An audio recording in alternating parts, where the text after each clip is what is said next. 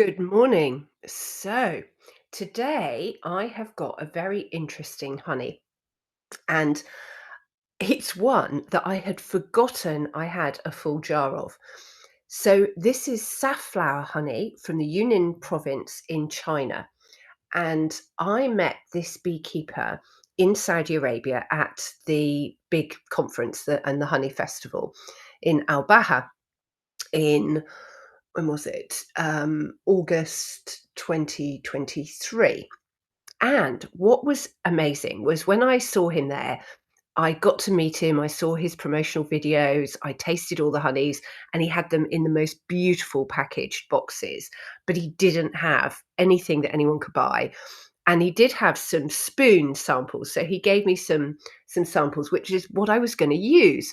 Anyway, I was going through my sort of really secure honey selection, which had been put in a trunk and stored up in our attic whilst we were away. And I found this jar, and then I remembered that I saw him again in Chile at Apimondia, and this time he didn't have such a big display, but he did have his samples, and because I went back at the end of the show and he remembered me, he let me take away a jar. So this safflower honey is really remarkable. And when you get to taste lots of honeys, every now and again you meet a beekeeper, you try a honey, and it really is distinctive, and you just remember it. And that's what happened with this honey. So you can see beautiful jar. Now he's up in the northwest of China, so he's on the border with Kazakhstan, Uzbekistan, along that part of China, and it's where they grow the medicinal herbs for Chinese medicine. So it's very important because there's no chemicals used, it's all organic. And safflower is also known of as a sort of saffron replacement. So it's an unusual flower that looks like a pom-pom. It's bright orange, so you can imagine how amazing it looks in the fields, and it can be sort of orange to red. But it's very difficult for the bees to get nectar because it's lots of little florets, but it only produces nectar when the temperature is between 30 and 35 degrees. So it's got to be quite hot. And that's the only time it produces nectar, and it doesn't produce a lot. So you've got to have acres and acres and acres of fields and quite a lot of beehives to even be able to get jars of this. So it is an expensive, it is a rare honey. Um, and I'm going to talk a bit as well about Chinese beekeeping in a bit, but not just yet.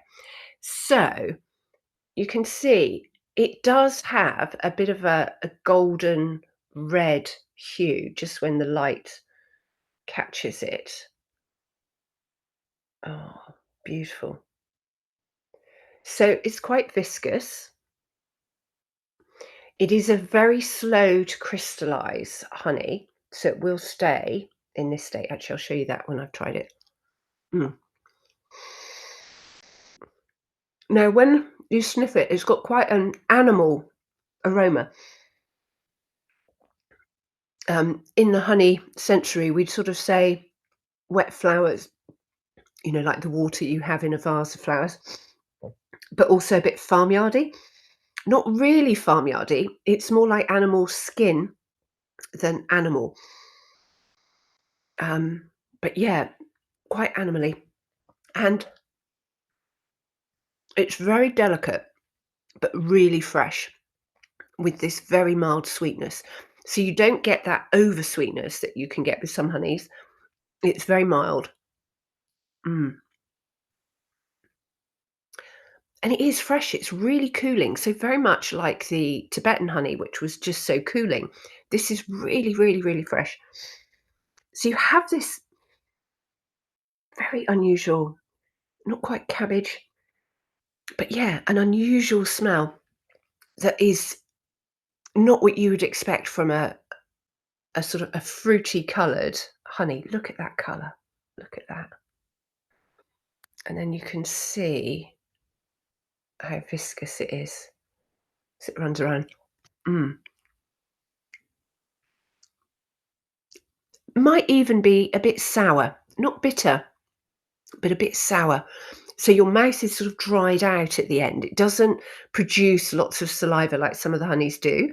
This is quite drying, but yeah, really, really, um, really interesting, very unique honey.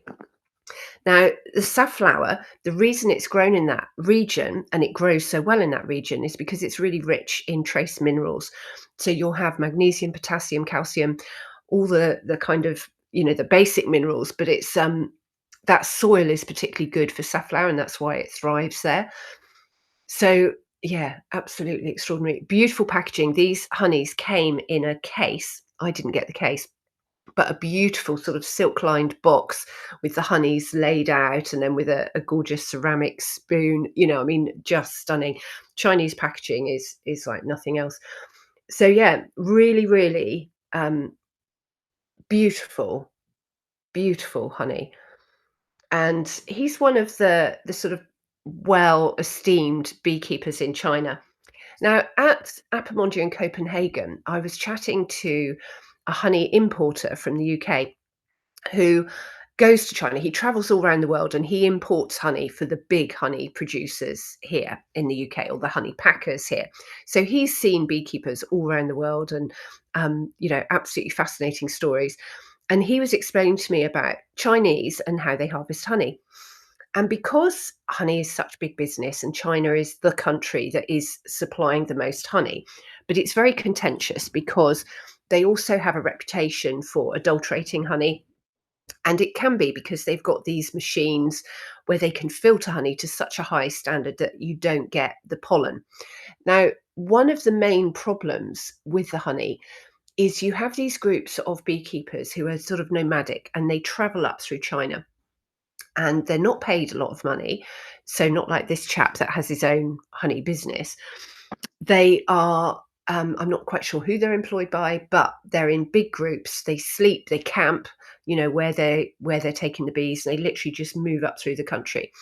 And what they do every day is the bees are out foraging. Then at the end of the day, they go to the hives, and before the bees have capped the honey, they just tip the nectar out, or they spin it, they just get it out before it's been capped. So when bees collect nectar, it's 80% water from the flowers, and they take it back to the hive, they put it in the cells, and then they have to do um, a sort of fanning, and they do all these things that they do trophallaxis, where they exchange the honey between different bees. So they add enzymes which really break it down. So that nectar will have that in it. But then they have to evaporate it to reduce the water content. And when it's fully sort of evaporated and down to a honey consistency, so with water content of less than 20%, then they'll cap it with a little bit of wax. Now, that's how you should wait to harvest your honey, because then it's got the right water content. So you pull out a frame, it's fully covered in wax, and then you cut off the wax and then you spin the frames and take the honey out. But what they do in China is they take the nectar out, or, I suppose it is more nectar than honey, every day before the bees have evaporated it. But they're getting high volumes of nectar, and it's got a high water content. So then it has to be evaporated. And that's something, or dehydrated, and that's something that they have machines and processes to do. So they're sort of capturing the honey before we would, and they are producing large amounts, but it does make it very runny, which means it's more likely to ferment. So this is one of the problems. They're sort of catching honey before anybody else can. And it's that process, it's the way that they're doing it that does cause a lot of problems. There is, of course, adulteration. There's adulteration in almost everywhere you go. And when the honey is sold, it's in these big barrels, and of course, not every barrel can be tested. And then when you have honey packers in the UK or America or Europe, what they do is they take each barrel and then they will mix them. So if you have a very crystallized honey, then you have a very runny one. They might blend them together. They might cream the honeys to stabilize them. So there's a good chance that you're having honey that has been evaporated, has been harvested before it had fully been, made into a honey.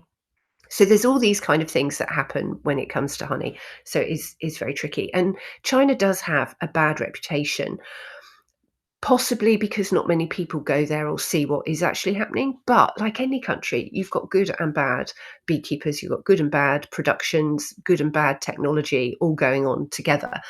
And I just have to say that the Chinese beekeepers I met who are earning a living, have their own businesses, and are honey producers, excellent, excellent quality.